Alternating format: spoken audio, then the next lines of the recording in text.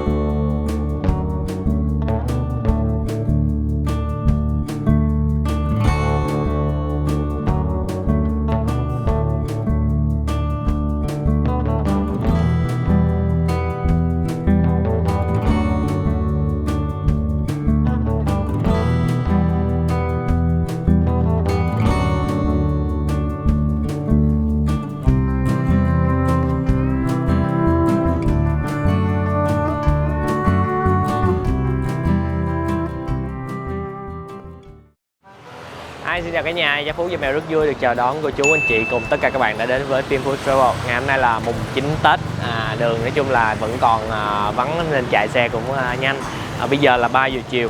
Ngày hôm nay chúng ta sẽ đi ăn bột chiên, xe bột chiên đó là xe bột chiên Chú Thòn, được chia sẻ trên mạng ở thời gian gần đây. Thì theo những thông tin mà Phú được biết là ở cái chỗ cũ mà chú bán là đã có người bán, cho nên cái thời gian vừa qua cũng là Tết đó, chú phải đẩy đi bán. Và sau khi được chia sẻ thì bây giờ chú đã có đứng ở ngay bán ở một vị trí luôn để cho mọi người được biết. Thì địa điểm mà chú bán là Phú lấy là 102 đường 100 Bình Thới nha cả nhà. Đường 100 Bình Thới là hai đường nó nhập làm một, ở ngoài là cái đường Bình Thới á, mình đi Lê Đại Hành quẹo vô. Đây xe của chú.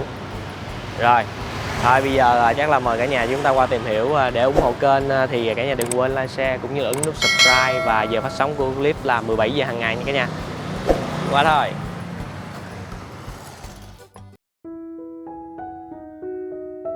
Xuất hiện ở Sài Gòn, chợ lớn hơn quá nửa thập kỷ, có thể nói bột chiên chính là món quà vặt đã đi sâu vào tiềm thức của rất nhiều người chúng ta. Kể cả khi dưa muối, cà pháo, cá kho hay rau luộc đã bắt đầu hiện diện trong những bữa cơm nhà hàng, chốn thành thị, thì dường như cái món ăn lai này chỉ ngon khi được bán ở ngoài hè phố. Nói vui tai, nhiều người thích ăn kiểu bột chiên Sài Gòn mới với miếng bột dẹp, to ngang, được chiên ngập dầu thật giòn. Cũng có người ưng ăn theo kiểu chợ lớn với cục bột cắt dài, thơm thoang thoảng vị tàu xì, được cố ý chiên mềm với một chút dẻo nhẹ.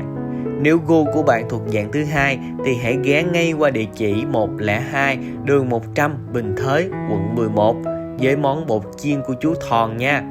Chiếc xe cũ, cái bảng hiệu báo giá ghi tay sập xệ vậy chứ theo chú từ thuở tráng niên đến nay cũng đã hơn 40 năm.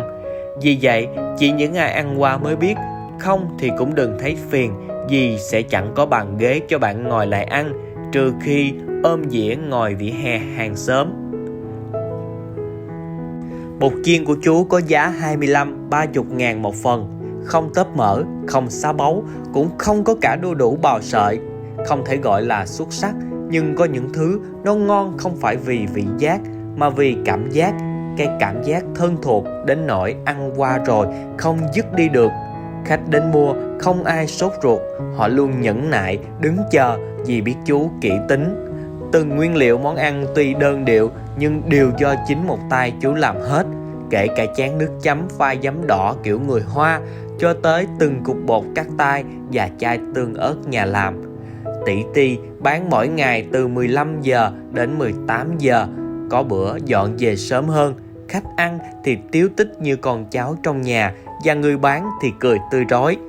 Qua hôm sau, chú lại túc tắc chuẩn bị từng nguyên vật liệu, từng mẻ bột mới cho một ngày mới. Bán bột chiên vỉa hè như chú Sài Gòn giờ chắc hiếm, vì nó đã trở thành một nếp sinh hoạt chứ không phải là sinh kế.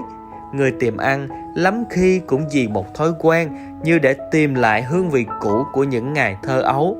có gì đâu, niềm vui thường hay đến từ những điều ngỡ như bình dị.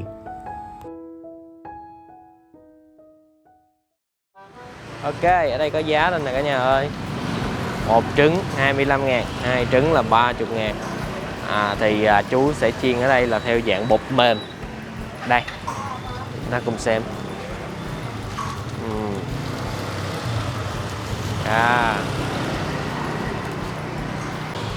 Rồi, cái là xin phép cả nhà mình gọi chú là ông đi. Dạ. Dạ. Cái này là 76 tuổi. Dạ, ông là Tên là báo danh là chú Thòn. Dạ. Ông Thòn báo một chân đường 100 mình thới, muốn ăn phải đứng đúng thời điểm giờ, trễ giờ là phải đi kiếm. Thiệt. Dạ. Hồi đó lên TV lên mạng luôn. Dạ. Lên mạng luôn đúng không? Mấy giờ là ông đi? Bây giờ á, hồi đó thì khoảng 4 năm giờ bây giờ đây bây giờ cổ mà có cái thật chú luôn. Dạ. Thì lên từ 4 bây giờ là 3 giờ. Chú cứ làm cho mắt lông nó bị mình cứ vừa làm gì nói chuyện cũng được. Chú canh được, ông canh được rồi đúng không? Chú bán cái này á, cái đẹp đó là 42 năm rồi. 42 năm. Con nghe nói là trước là ông làm là không phải làm bán bột chiên đúng không ạ? Hồi chưa, hồi còn tuổi tuổi thanh xuân á thì thợ hồ. Dạ. Làm tới 35 tuổi nghỉ, hồi đó thợ hồ như có 20.000 ngày thợ, giờ cô hồ có 7-8 ngàn. Dạ. Mà bây giờ là thợ cô hồ là mấy trăm ngàn. Rồi cái này là chú có đi học không hay là chú tự chú bán? Cái này của người qua. Dạ, của qua. Cái này của người qua chứ không phải của người Việt, người Bắc, người nấu. Dạ, đúng rồi. Mà ông là người Hoa luôn đúng không ạ? Đúng. Dạ. Người qua cái là bà xã là người Tiều. Dạ. Người Tiều là người Bắc Yên Vĩnh Châu. Dạ. Ủa nãy chiều phải không? Không phải. Nãy cái anh kia mua 5 hộp đúng không chú? Đưa mua 5 hộp rồi trả tiền rồi đó. Dạ. Cái này là bột mình ở đây hết luôn, mình còn không? Còn. Dạ. Bên này lấy ít hơn 3 kg. Dạ. Đây là cả nhà. Là 10 mấy kg. Trong ở đây là chắc là sẽ có những cái gia vị đã dầu đưa nước màu mình pha loãng ra cho nó ra. Rồi giới thiệu cái nhà đây là Minh, cũng là một bạn khán giả xem kênh. Nay vô tình là gặp Minh, là mới chạy qua bên đường Minh Phụng. Dạ đúng rồi, em mới chạy qua bên bột chiên Hào của chị bên đó. Mà em ăn ở bên đó chưa? Em ăn rồi, nhưng mà bên đó có chị đó ăn ngon, nhưng mà bên đó chị đã nghỉ rồi, cho nên em qua bên chú. Ok. Thì không biết là em ăn của chú là lâu chưa? Cũng 2-3 năm nay à. 2-3 năm nay. Em thấy cái hương vị của chú ở đây như thế nào? Nghĩ cũng ngon, nhưng mà có cái là hơi chú không có cho ai đụng vô những cái nguyên liệu của chú á, cho nên thấy hơi chậm xíu, nhưng mà bên toàn chú cũng hương. Tại chú làm nó chậm nhưng mà chú cầm kỹ. Dạ đúng rồi, kỹ. Đó, cho nên là nó giữ được cái hương vị truyền thống với lại rất là ngon. Bởi vậy mới ăn được. Trong nhà ngoài em ra cũng có các cô nữa cũng ăn nữa. Rất là thích ăn của chú. Ở đây thì chú bán là dạng bột mềm, em thích là bột chiên hay giòn hay là dạng mềm như vậy? Em cũng thích là giòn xíu, nhưng mà mềm cũng ăn cũng được. Đó, cũng ngon. Cho nên em thoải mái đó, ăn cũng được. Ok, cảm ơn Minh nha. Dạ rồi, cảm ơn anh. Mọi người nhớ like, share, subscribe cho kênh anh Phú giờ mèo nha mọi người. Rồi, dễ thương quá, cảm ơn Minh. Còn tiếng mà phải không? Chú Trâm giấm nước tương. Cái điện nước tương. Nước tương. Nước tương nấu rồi đúng không chú? Nấu nên giờ nước lạnh, nước tương. Dạ. Rồi. Đó, chú đập trứng rồi chú quăng vào cái vỏ này nè cả nhà. Hành lá chú để phía trên. Đây là cái anh mua 5 hộp.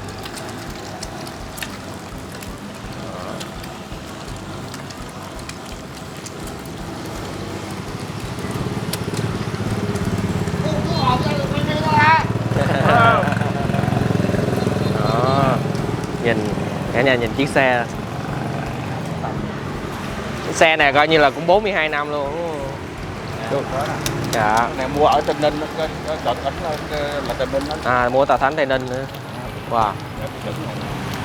Nó luôn. Ở ngoài đó là xi măng.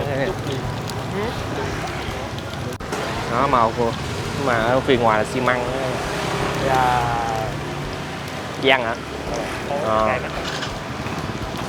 Rồi biết không chú, khi mà làm á bây giờ chú là mắt cũng kém rồi nè, lâu lâu á chú phải nhìn vô cái chảo á, chú chiên thì đôi khi dầu nó văng trúng cái mặt và làm mắt chú. Có lần văng là chú giật mình thì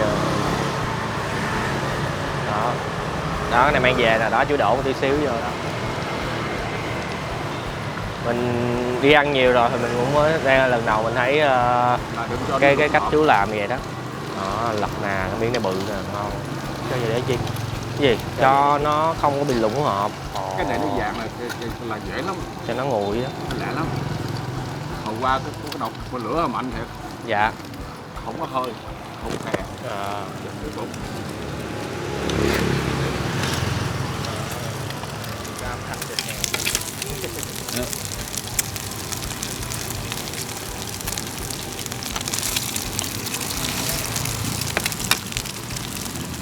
Cái này môn cái này là hơn đâu. bị lẫn vài cái đó. Dạ, rưới dầu lên nè.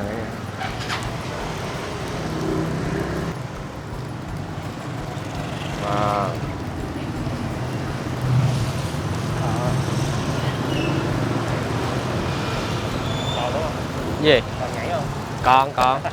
Còn âm thanh, sợ mất âm thanh. Đôi khi bị tổ chét rồi. Rồi. Trứng mới trộn. Rồi chưa? Để cho nó thấm một xíu.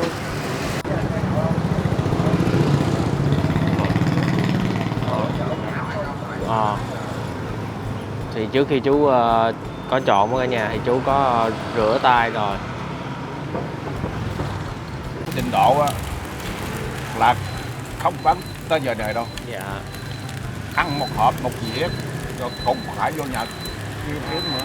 Đó, bắt đầu tới gần 4 giờ là khách tới mua sẽ đông hơn. Cho con đăng ký trước một hộp đi. Con ăn một hộp 2 trứng nha. Thì đợi cho khách hết xong tới lượt mình. Ở đây thì chú chỉ đa phần là bán mang đi thôi nha cả nhà, không có chỗ ngồi lại. Ngày chay mình có bán không? Ngày chay, ngày thường, ngày Tết, ngày gì con không có nghĩ cho bán hết. Dạ. Con được biết là hồi trước là mình bán với cô đúng không ạ? Chứ là hồi lúc đầu tiên á kêu là bán hủ tí mì xào giòn. Dạ. Là 6.000 dĩa, mì xào giòn 6.000 dĩa, rồi cái lẩu á thì 20. Dạ. Giới thiệu với cả nhà thì đặc trưng của chú chính là cái hũ tương ớt tự nhà làm luôn. Ở đây á, nó thiệt á, từ hành tới bột tới nước tương tới cái không có cho con cháu vô, con vợ tôi còn không cho vớ vô. Đó. Cái đầu có thì nó có, không có không, cái đầu đó trời cái đầu đó không có nổ. Dạ. Đó, như là toàn bộ là đều một mình chú hết. Chú bơm mà, chú bơm ga. Chút nữa ai cũng mua 3 mà là 4 hộp hết cả nhà. Có một điều này thì cả nhà đến đây cả nhà cũng thông cảm là chú cũng lớn tuổi rồi thì cái thao tác của chú nó hơi chậm, mọi người chịu khó đợi một tí xíu nha.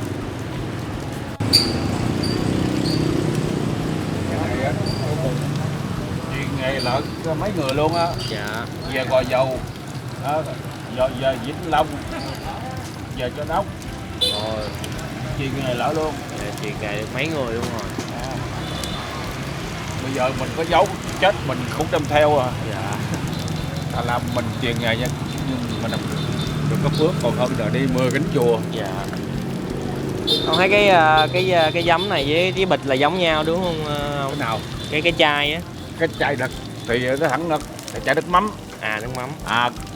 Giờ cái này đó thì mình làm dấu là giấm đỏ.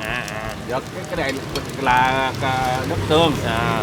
Chứ mà không để cái nắp này giờ nước tương, giờ giấm chế vô nước tương. Dạ. Là nước tương và giấm. Tại nãy thấy trong mỗi một cái hộp đó thì chú lại đổ thêm một miếng vô trong cái hộp. Cái đó là lót hộp. Lót hộp. chứ để dầu nhiều qua không có nó lụng. À.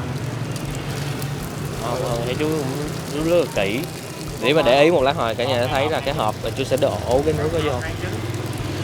Lâu quá, lâu quá. Đợi cho mình chắc cũng gian nan đây. Đây. Dập trứng nha.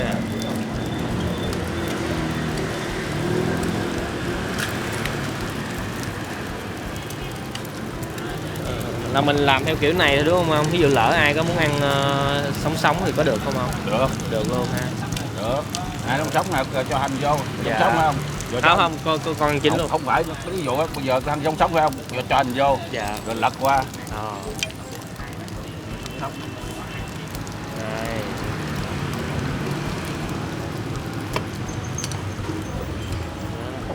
Dầu.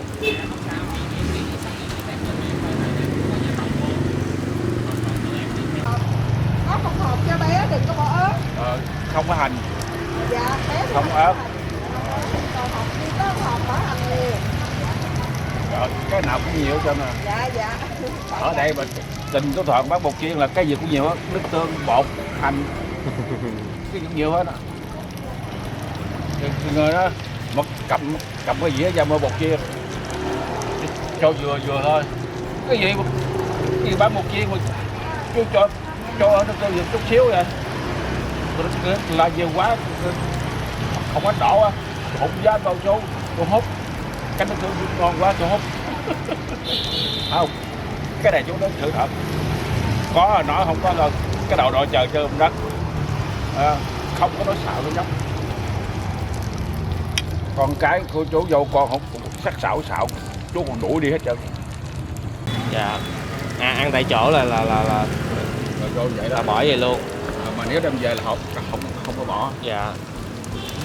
Nếu bỏ ít thôi. Con thấy nãy bỏ ít.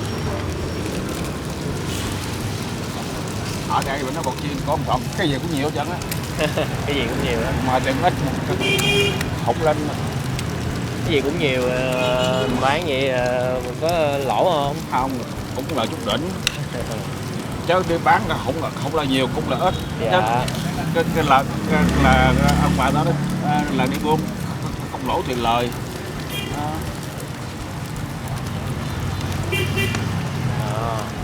Quá trời. Đó. Chờ ớt. Này, hôm này của con đúng không? Đó. Ớt này làm bao nhiêu tiếng được cái ớt này luôn? Đâu, cái này là cái mua bình tương ớt, về mua ớt xay, rồi trộn chung, giờ ai ăn tương ớt thì có tương ớt. Dạ. Bật mí luôn. Dạ rồi.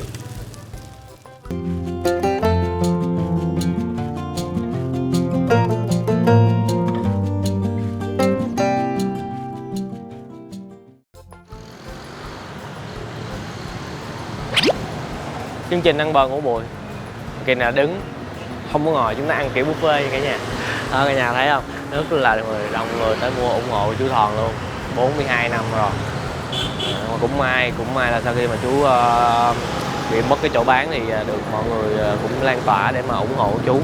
3 giờ là chú bán nha cả nhà. Và bây giờ thì chắc là Gia Phú và Mèo xin mời cả nhà, cô chú anh chị cùng tất cả các bạn chúng ta thưởng thức cuộc chiên. Cũng xin lỗi cả nhà, hôm nay đi gấp quá không có đem theo cái dĩa thần thánh để mà đựng. Đây là nếu mà ăn tại chỗ là chú bỏ nước tương vậy luôn ha. Rồi. Có nước tương đi không? Không, bây giờ mình ăn. Rồi. Có nhạc.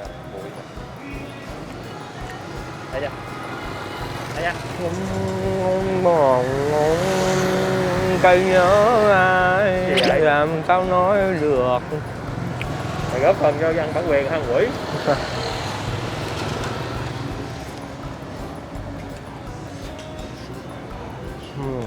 Ủa ngon lắm.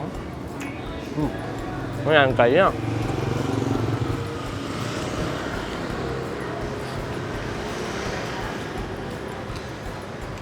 Ở đây là bột kiểu mềm nha cả nhà, không phải là loại giòn nha.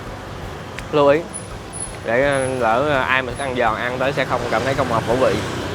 Bột ở trong là mềm hoàn luôn. Cái lớp giờ ở bên ngoài nó chỉ là nó cháy xém nhẹ, nó giòn nhẹ thôi.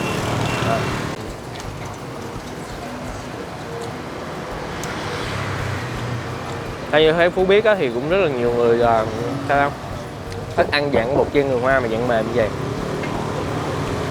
Ăn dạng mềm thì nó sẽ dễ tạo cảm giác no hơn, ăn cái dạng giòn. Mà chú bán cũng nhiều nữa. Của chú á, thì nó sẽ cái trứng nó sẽ hơi bị hỗn độn chút xíu. Đó, chú sẽ vẽ ra cho nó lan hết cái thấm vào, len lỏi từng miếng bột. Còn mình muốn như thế nào thì có gì nhắc chú nha. Thì chú cũng lớn tuổi nên đôi khi lâu lâu chú cũng sẽ hỏi lại xem là mình làm đúng không.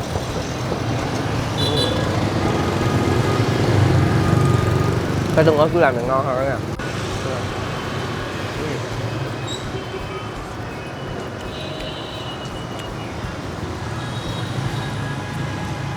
Tương ớt ngon. Cay rồi.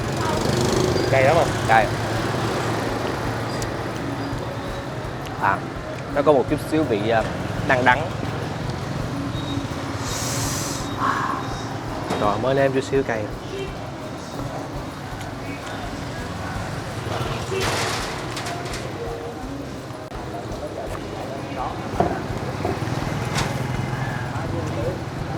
Cay con ngứa. Cay quá, ngứa đầu luôn. Đông nha. Mọi người tới mua chịu khó tí xíu nha, vì đông lắm. Với lại chú làm kỹ nữa.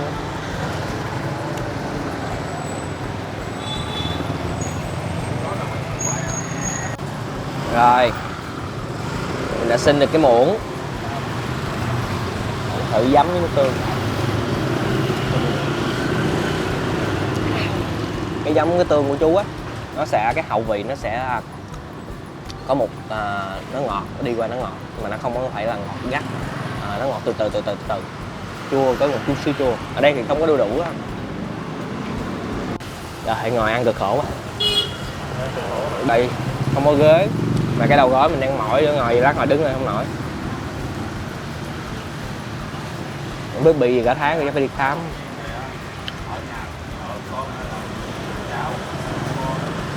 Không. Để kiếm vừa gấp, giờ là vừa có ớt vừa có trứng nha. Đây những này ngon ngon nè, có ớt vừa có trứng nè.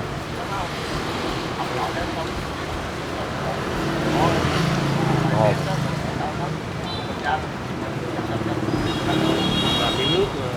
Nướng nào, cái này giống như ăn súp. Tôi cho mạnh tay ra, ngập luôn á, một cái nước húp nó đậm đà.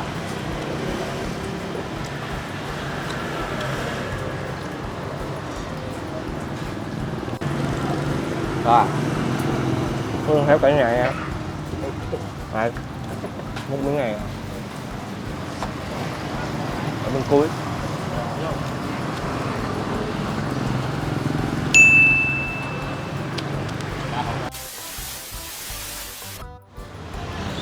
Ok cả nhà ơi, như vậy là ngày hôm nay mùng 9 Tết tụi mình đã chia sẻ được xe bột chiên của chú Thòn để gửi đến cho cả nhà. Như nãy Phương nói thì bột ở đây chú làm sẽ là bột mềm và cái nước tương giấm ở đây của chú ăn rất là ok, nó không có bị quá mặn hay là quá ngọt, và đặc biệt chính là nhờ cái ớt sa tế xay của chú tự làm, ăn mà chan ngập vậy á, húp rất là vừa, không có sợ cái gì hết. Mà giá là 25-30 ngàn thì chỉ bị một cái nhược điểm là chú bán lớn tuổi rồi, chậm, cho nên nếu mà ai muốn mua thì thấy mà đông quá thì kiểu nhà mà có việc gấp thì chắc là sẽ không khó mà đứng mua. Nhìn cái tên chú Thòn không biết là có gợi ý nhớ gì cho cả nhà. Chú Phú thì nhớ là bộ truyện nổi tiếng từ hồi nhỏ chúng ta đọc là chú Thòn xả xệ Tư Kiều với ông gì đầu hói hói quên tên rồi. Rồi xin cảm ơn cả nhà đã dành thời gian xem clip nãy giờ. Đừng quên một món ăn ngon sẽ ngon hơn nếu chúng ta thưởng thức cùng người thân, bạn bè và chia sẻ nó với tất cả mọi người. Xin chào và hẹn gặp lại cả nhà những hấp dẫn kế tiếp nha.